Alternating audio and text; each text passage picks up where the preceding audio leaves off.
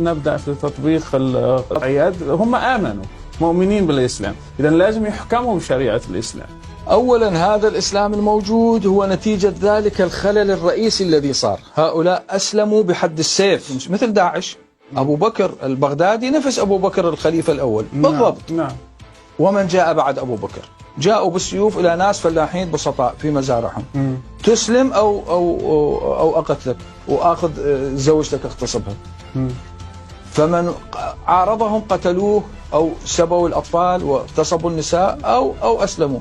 في البقرة بيتكلم عن داود، بيقول وقتل داود جالوت وأتاه الله الملك والحكمة. يعني هو داود نبي وأعطاه الله الحكم.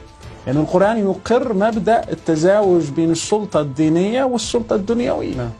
كل ما مذكور عن الأنبياء هو رمزي. كل رمزي ما ذكر عن الأنبياء نعم كلها رموز. تقصد كل بالضبط رموز. ما لا يمكن أن نقول أنه الأنبياء كلهم موجودين في الشرق الأوسط، كلهم من نسل إبراهيم وإسحاق وإسماعيل. هل الله عجز عن أن يبعث أنبياء في أوروبا وفي اليابان والصين وأستراليا وأمريكا الشمالية والجنوبية؟ ليش الأنبياء بس هنا الموجودين؟ لموسى شق البحر، والمسيح كان يحيي الأموات لماذا توقفت هذه المعجزات؟ هذا سليمان الذي عنده تطوى الريح سخرناها بأمره ويكلم الطير ويكلم الطير. نعم. ليش فقط هذا الشريط الساحلي من غزة إلى من القدس إلى مكة؟ ربما لا وجود لهذه الشخصيات، هي قصص مختلقة للعبرة فقط. أولا ما في دليل على وجود إبراهيم أو موسى أو عيسى. يقال أنه هنالك شخص اسمه إبراهيم وإسحاق ويعقوب وهنالك موسى وهنالك عيسى. يقال القرآن كوثيقة قديمة تقول نعم كانوا موجودين. علي لا وجود لأي وثيقة تاريخية بتذكر. يبقى علي مجرد موجود قرآن بخط علي بن أبي طالب موجود، ولا يوجد هذا. لا يوافقك أي عالم في المخطوطات على الإطلاق. لا يوجد أي قرآن من عصر النبي، صدقني أنا أقول الحق. موجود المصاحف بالتواتر أولا موجود. يعني تعتبر وثيقة جاءت بعد حوالي 1700 سنة عن حياة شخص تعتبرها وثيقة تاريخية؟ وتطعن في لسه طعن في التوراة اللي أقدم من القرآن أنه مش وثيقة تاريخية، بتكلم عن سليمان.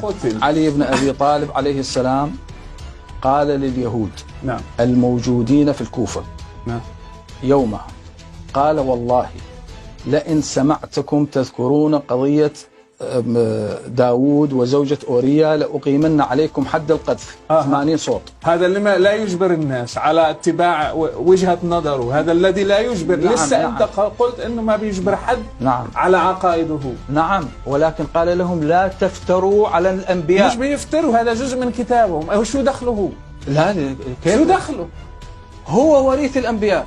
قلت أنه لا يوجد دين ودولة. طيب معناها أنه من بداية الإسلام ممكن عندنا 23 سنة هي الإسلام الصحيح، وما تبقى 1400 سنة هي الإسلام الغلط. إيه، وما المانع في ذلك؟ هو القرآن كما هو كتاب هداية كتاب إضلال في نفس الوقت. هكذا هو الأنبياء. كتاب إضلال. نعم، القرآن هو نفسه يقول، مش أنا أقول. يضل به كثير. يهدي به كثيرا. قالوا ما لهذا الكتاب يهدي به كثيرا ويضل به، فهو كتاب هداية وكتاب إضلال. وكذلك الأنبياء يهدون ويضلون نفس والله من أسمائه الهادي والمضل. أتكلم على نفسك، احنا ما عندنا هذا الأمر. يعني الأنبياء لا يضلون، والله لا في المسيحية مثلا لا يوجد اسم المضل. كل واحد يتكلم عن ما موجود. عيسى الذي وحبلت به امرأة اسمها مريم من دون زوج، هل هذا معقول؟ يعني الآن أنت قلت أنك بتؤمن بالأنبياء، ما بتؤمن أنه حبلت به بدون. كيف تحمل به من دون زوج؟ كيف؟ أنت مسلم؟ أي امرأة تحمل من دون زوج؟ طب اختار، ما هو لازم تختار. أي امرأة؟ أنت الذي لازم تختار. الإيمان أنت تؤمن ولا تؤمن في نفس الوقت. شوف، الإيمان يدعو أنا كمؤمن بالقرآن أصدق بما جاء به، يعني أقفل على عقلي وأؤمن. الإسلام ما كانش دين ودولة إنه اللي جاء من بعده هم اللي رجعوه دين ودولة، هذا متمسك بهذا الأمر. نعم.